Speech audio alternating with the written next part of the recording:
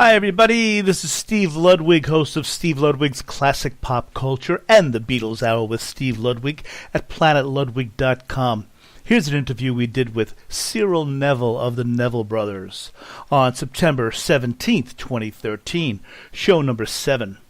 To hear the entire show, complete with music and retro commercials, check out the menu at planetludwig.com. And now, please enjoy the interview. And that was Magic Honey from the excellent, wonderfully reviewed brand new CD from released last week from our next guest, the legendary Mr. Cyril Neville. Mr. Neville, it is a privilege to be speaking with you, sir. Well, thank you for having me. I'll tell you, this CD is from all 12 tracks. I've listened to it. Today was the 5th time I listened to it since I got it. Let me just read a couple of quick reviews on it. Cyril Neville creates a unique sound that is soulful, moving, and downright funky. 5 out of 5 stars is selling it short. A superb slab of funk. New Orleans blues. Mr. Neville, it must have been a pleasure making this CD. It is so tremendous. What can you tell us about the making of it? Well, actually, it was a real joy to do. It was a spiritual experience in all kind of different ways. It's like I waited a long time to work with David C. I actually held the session up to make sure Willie Green was available. Mm-hmm. So, and each song on that, each track is the first take. Wow. So not very much overdubbing or any of that kind of stuff that had to go on. It was like spot on from the beginning of it. It was, like I said, it was a real spiritual experience. It has, now that you mention that, it has got that absolute live in studio, like kind of like a one take. It is such a funky CD. I mean, like I said, tracks 1 through 12, and you have some pretty nice guests on the CD, don't you?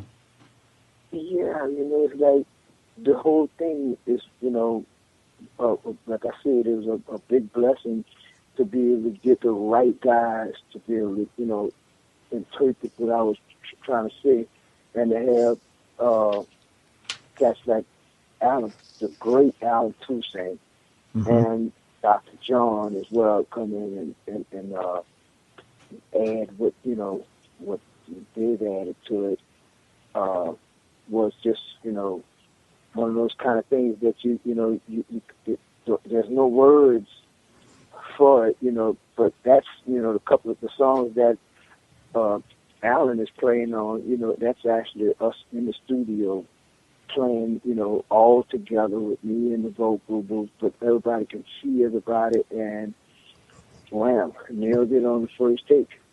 Yeah, I mean, I know he plays on Swamp Funk and Another Man also. Swamp Funk was written by Dr. John, is that correct? Yeah, Dr. John. You arranged.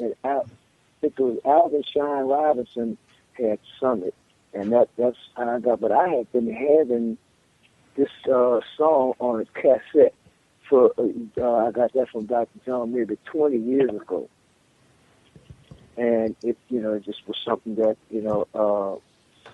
I knew that the first time I heard that song that was it was meant for me to eventually record it, and I had kind of not seen it in a long time. And one day I was just out looking through what I call these Katrina boxes, which I still have boxes of stuff that was packed, right after Katrina, that some stuff is just getting unpacked now, and so this tape just popped out, and I remembered it. I said, wow, let me see. And then I had to find something to play it on.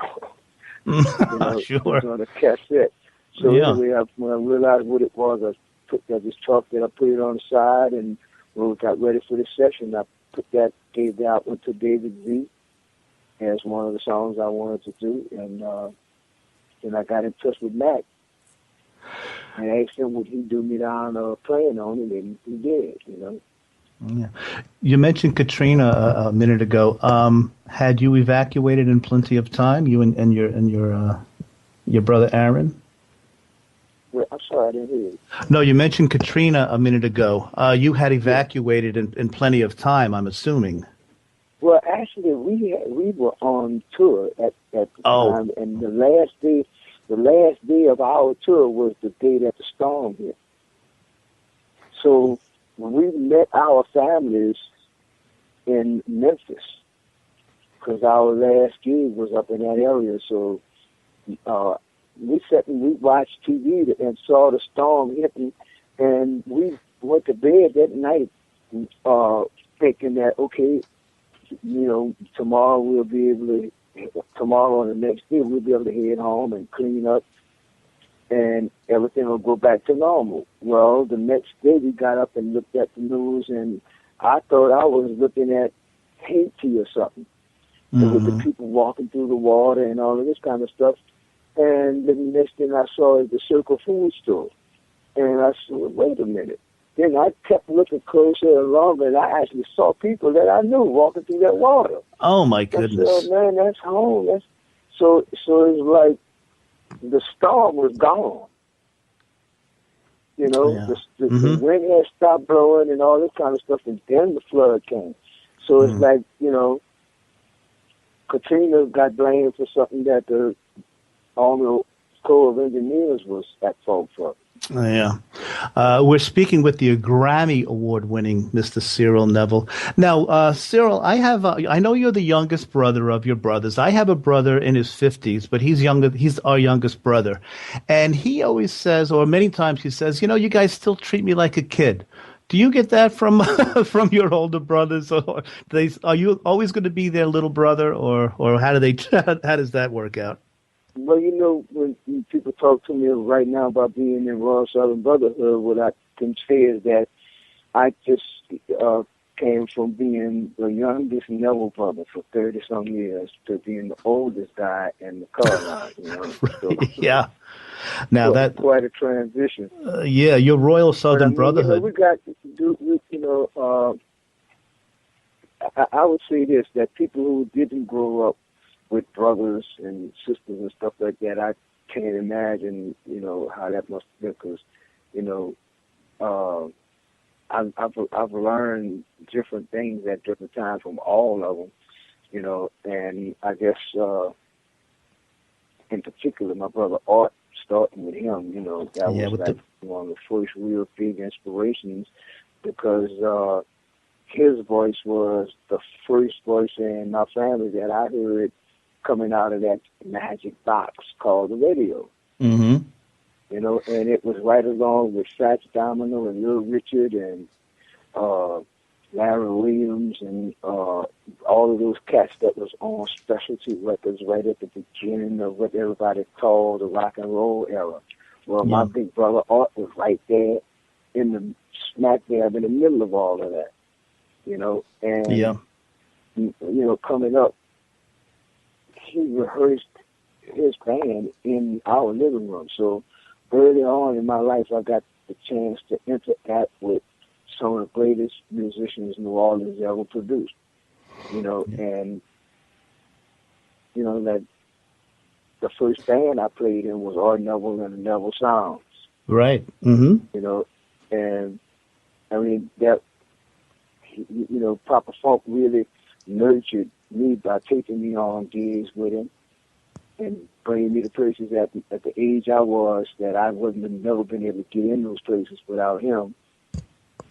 And basically, he dove in the funk with me on his back.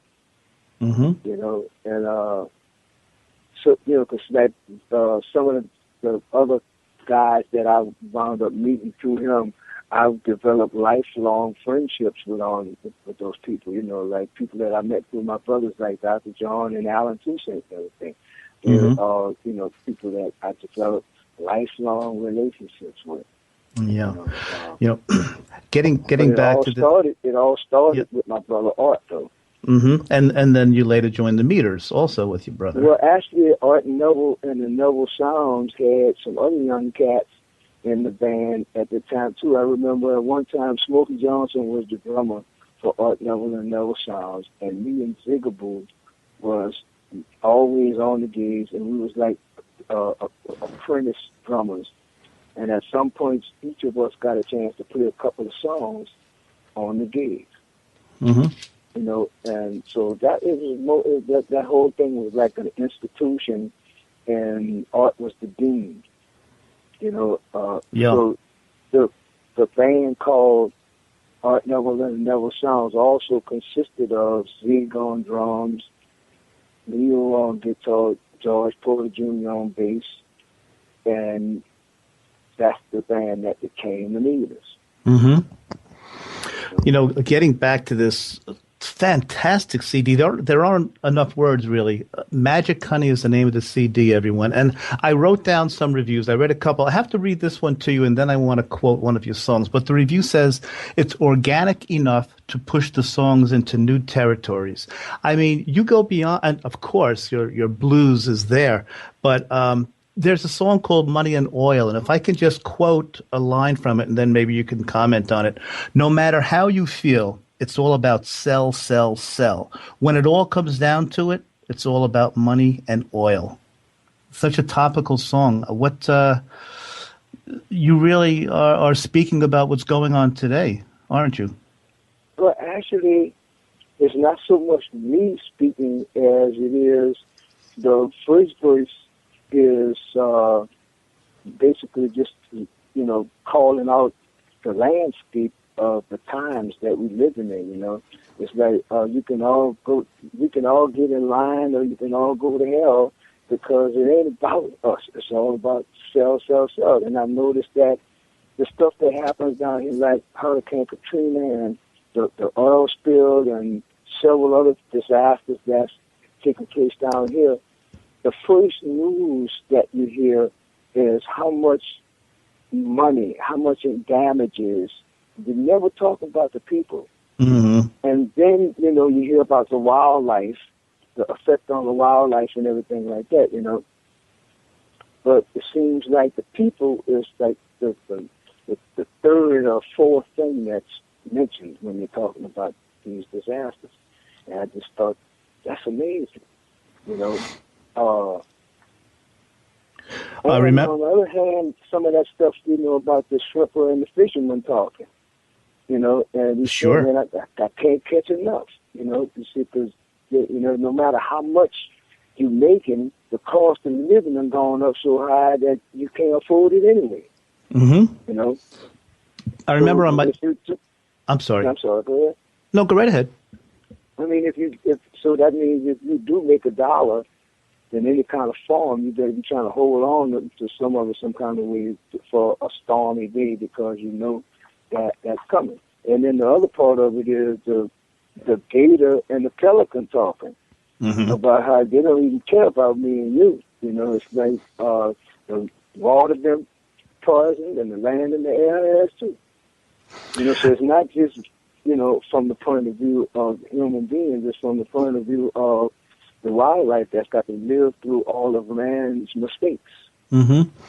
As I mentioned to you, I literally today was my 5th listen to the CD, but on my first listen, everything, I mean, I was so impressed, but when I got to Money and Oil, I just hit replay. I said, wow. I mean, that's the song that on first listen, they're all wonderful songs, but that really stuck out. I mean, your vocal delivery on all of your songs is great, but Money and Oil just really, really hit me. I think for its message as well.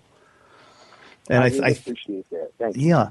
I really love the song Slow Motion also. And I wrote these things down, Mr. Neville, because they were such wonderful lyrics, and it's a beautiful lyric. When I see you in the moonlight, I get a sense of your mystery. Wow, what a line that is from Slow Motion. Yes. And I tell you, that song and Magic Honey, it was all inspired by my best friend, my queen, my wife, Danielle. As a matter of fact, she wrote Another Man. She wrote that. Yes. from the point of view of a woman, and then I flipped it and put it from the point of view of a man. But yeah, that's where that whole inspiration comes from. Is I mean, that is what I feel. So her love is for me is that magic honey that keeps me alive. Mm-hmm. Who was your reggae or Jamaican inspiration? Was it who most of us were? Was it Bob Marley? Well, you know, it started off with the first gig that the Neville Brothers played in Dallas, Texas. I met a young guy by the name of Steve Verholt, and I kind of turned him on to Hendrix, and he turned me on to these reggae things, you know, that went. It was like U Roy and all of the Toasters and all of the beginning of the stuff, and the song, the actual song, Do the Reggae by Toots, that basically set the stage for that style of music to start being called reggae. You know, Mm-hmm. so he gave me the elements of the roots of where all of this was coming from. So I got into that. Before I really got into any of the mainstream stuff, that which that was mainstream in Jamaica. Mm-hmm. But when I'm talking about, I got it a few years after the fact. So ironically enough, the last record that I did with the Meters, we did a song off of Catch a Fire called Stop That Train. Mm-hmm. And I never listened to the rest of the stuff on that tape. I don't know for what reason that was, but I never listened to anything else but that song. Wow. And for all of those years, man, I just completely forgot about that. And then I met this beautiful woman, and she gave me a record called Kaya.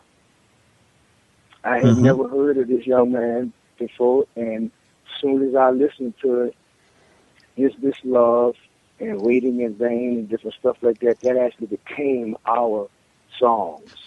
That's the soundtrack to our love affair. I see. So, and that was my first introduction to the real mainstream stuff. And then from there, I just started, finding out as much about it. And one other significant thing that happened is the Meters went to every island except Jamaica. It came back on Christmas of that year. And what my brother brought me back this CD, The Harder They Come. Mm-hmm. And he told me that Sure. there was a movie that went with it. Jimmy Cliff. Yeah, but I had the music for 10 years before I ever saw the movie. Mm-hmm.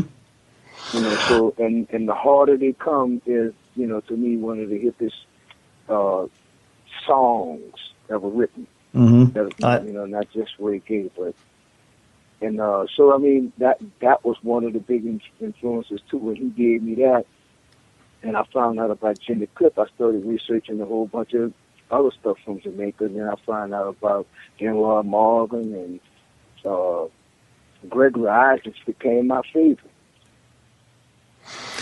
I want to make sure our listeners know of your website. It's cyrilneville.net, CYRILNEVILLE.net. The name of this incredible new CD by Cyril Neville is Magic Honey. And I have to ask you, Mr. Neville, Cyril Neville meets Rush. You covered Working Man. How did that come about? It's a great cover, but There's some misinformation on the record.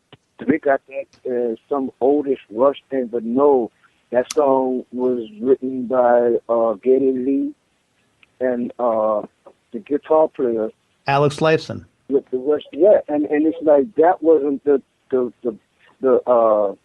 band that well, there was a different drummer. Yeah, it has Michael Bloomfield on your liner notes here. The Working Man, written by But Michael. that's I don't know where they got that information from because, like I said, this was something. Ironically enough, we have this tradition here in New Orleans about passing music down from one generation to another. Well, in this case, my son Omari, my youngest son, came and put this song in my hands and told me he was rehearsing it with his band, Rejected Youth Nation. And he brought it to me. He said, "Man, this is you. This song is definitely singing about you, so I'm bringing it to you." And so he played it for me. And the first thing that came across my mind was, my God, there's no way I could sing that, you know? And when Kenny Lee, I said, so he said, "No, man, we're going to fix this. We're going to put this where you can turn it into yours."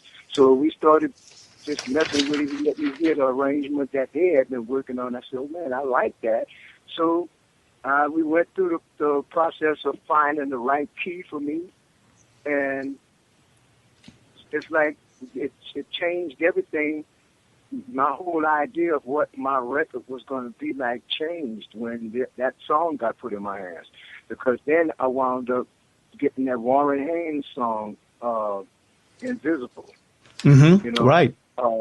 It's also on the CD. Putting that on there, so I started thinking, that maybe this is my time to really go off into as many directions as I need to go off into to make the gumbo that I'm trying to make. It needs all the right ingredients for it to be the complete Cyril Neville gumbo. And that's what I think happened with the combination of getting the right producer, the right musicians, the right studio, and just the right atmosphere, period, for this music to come out like it did. The spirit definitely was very busy that day. Well, I'll tell you, there are 12 tracks and there are 12 winners. Every track, Mr. Neville, is just it's a story within itself. And I can't thank you enough for being our guest this evening. And once again, I want to let everyone know the name of the CD is Magic Honey. Oh, a quick question, sir. After your solo tour, you will, of course, continue with the Royal Southern Brotherhood, correct? Well, actually, that's the unique thing about the Royal Southern Brotherhood, is that each one of us have solo projects that we get a chance to do some inside of the Royal Southern Brotherhood show, and it doesn't take anything away from it. As a matter of fact, it adds a tremendous amount of weight to our shows. And so that means that as far as Royal Southern Brotherhood is concerned, you're getting the whole gumbo all itself, but at the same time, each one of us individually stands out. Nothing is lost as far as Mike Zito, as far as Devin Allman, as far as Cyril Neville is concerned. And the same thing with the rhythm section, Charlie Wooten and Young Rico Scott, because we leave them cats on stage on one song and they solo for like maybe 20 minutes. And it's never the same thing 2 nights in a row, but it's always something exciting. So we all take times to do our solo things, but we never have to really not do the solo stuff because we can do it all inside of Royal Southern Brotherhood. Right. Well, Mr. Neville, I want to thank you, if I may speak for all of your fans, for all the wonderful music you've given us over the years. And I can't thank you enough, sir. It was a privilege speaking with you tonight. Best of luck. Be careful on your travels, on your solo tour, and best of luck with Magic Honey, sir. Thank you very much. Thank you so much. Okay, good night now.